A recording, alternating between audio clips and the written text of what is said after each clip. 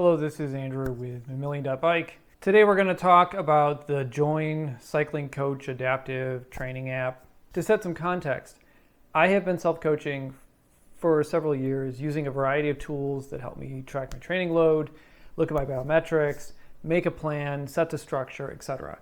There are several posts on the website around how I do that, what my approach is, etc. It's an area that I'm very interested in. I try to stay on top of what's happening there, what the guidance is, how to turn all the dials, all of it. I usually train somewhere between 12 and 15 hours a week, which admittedly puts me on the higher end of what most people are willing to do. That might frame some of my thoughts around the product. I haven't found the perfect automated adaptive training plan. So when I heard about Join and they started getting all sorts of positive media attention, I thought it would be interesting to check it out, see how it's structured, see if it works for me, see if I can recommend it, kick the tires. I started using it about 4 or 5 months ago as a paid user. My subscription is expiring. The TLDR is that I've opted not to renew it. I'm going to break this into a few sections. The good stuff, the important things they aren't getting right, and then just some annoying things they aren't getting right. But let's start with the basics around setup. Configuring Join isn't complicated, assuming that you know what your FTP and threshold heart rate are. If you don't know these things, then I'm assuming they'll help you figure it out, at least your FTP. This is critical for any kind of structured plan. It's what you pivot your workouts around. Your threshold heart rate isn't as important for cycling. The app will schedule periodic 20-minute FTP tests, so I know it does this. That's good.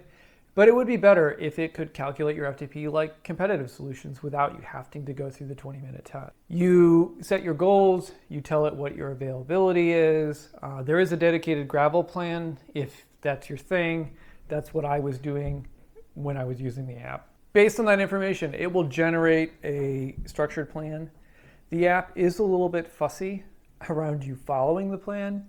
So if you don't like to get chastised, it's best to input any planned rides or races ahead of time. Although, even if you do, it will still get a little snippy. Let's talk about the good stuff. The trainer controller app works well. It does the things that it needs to do. I have no complaints around that.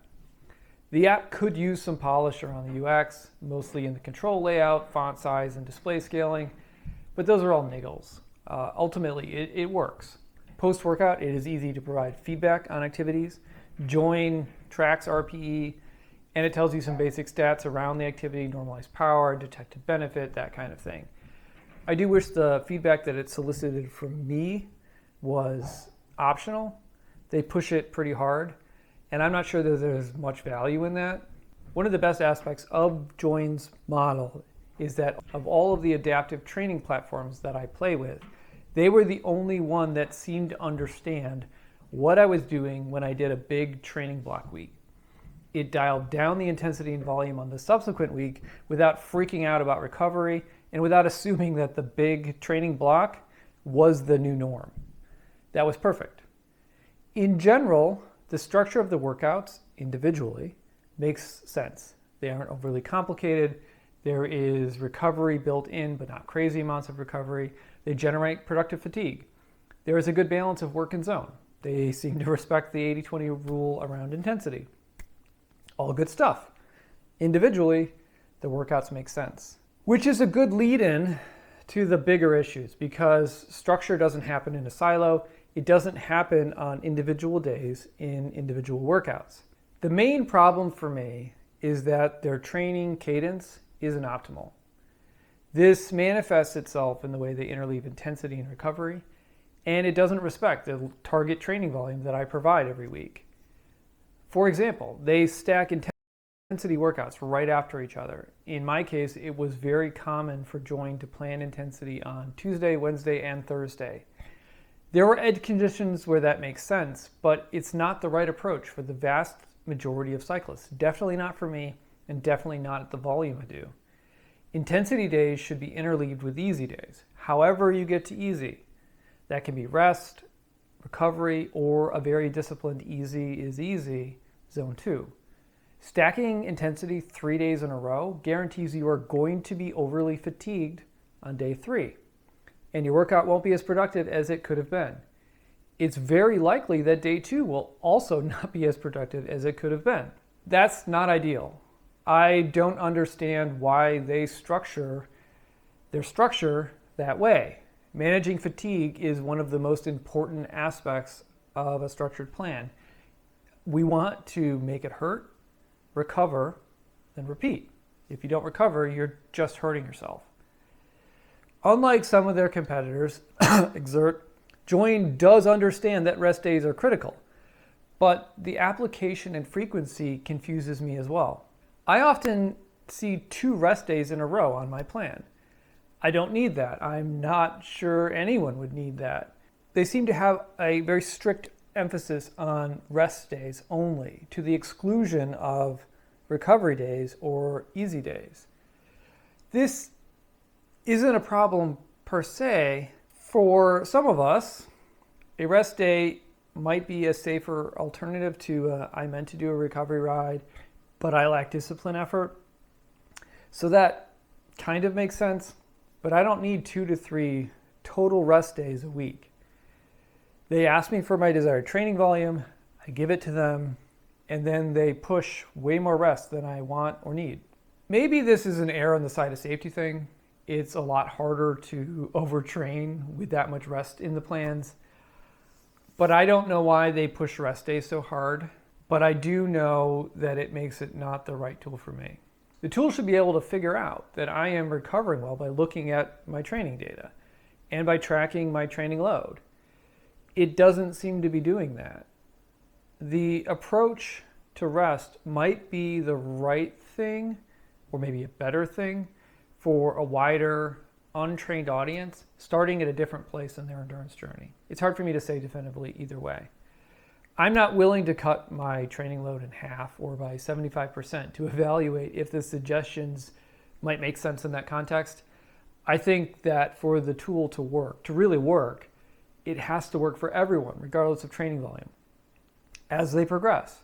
If you're doing 3 to 4 hours a week and you want to get faster, the easiest way to do that is to work up to 6 to 8 hours a week. If you want to improve from there, the next step is more hours. That's a fundamental principle of how progressive overload works. There needs to be a pathway there. I know I can do the volume I asked for. I've been doing it successfully for quite a while. I look at my training load. I look at my biometric data. I have a really good handle on that. If I can do it, they can do it.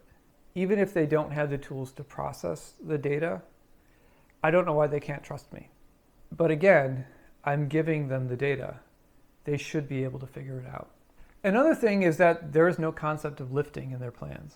If you're young and racing at a high level, you probably shouldn't lift during your season. Everyone else, and I mean everyone else, should be lifting 2 to 3 days a week. This is especially important as you get older.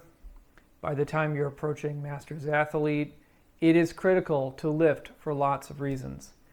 Getting into that is outside the scope of what we're doing here, so I'll stop. But seriously, lift. The perfect plan would not only account for the specifics of lifting. For example, I probably don't want to do a sprint workout the next day, but it should also incorporate and suggest lifting into the plan. The same thing is true for core work. Most in real life coaches acknowledge and respect the need for core and weight training, especially as you get older. Join should embrace this. So now let's get to the small stuff.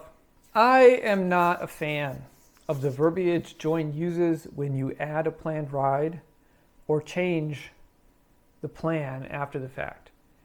I don't like being told, next time follow the plan, especially when I know that their plan isn't in my best interest. More importantly, the plan needs to serve my purpose. My purpose is to ride the bike the way I want to ride my bike. Usually, that is consistent with the larger training goals. Sometimes that means a hard group ride, a Grand Fondo, time trials, or some low importance gravel race. These events are critical to my training plan, both for my legs and my headspace.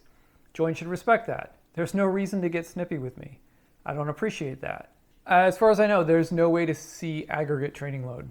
That annoys me. I shouldn't have to step outside the platform to see week-on-week TSS. As far as I know, there's no way to see fitness progression or any of the common training metrics like chronic training load in the platform.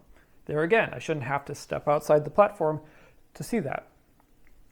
You can see TSS per ride, but that's not really good enough, especially because the platform is mobile device only.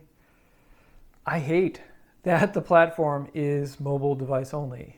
Maybe it's because I'm a little older, but I prefer to look at data, plan my rides, plan my structure, all of that on my computer.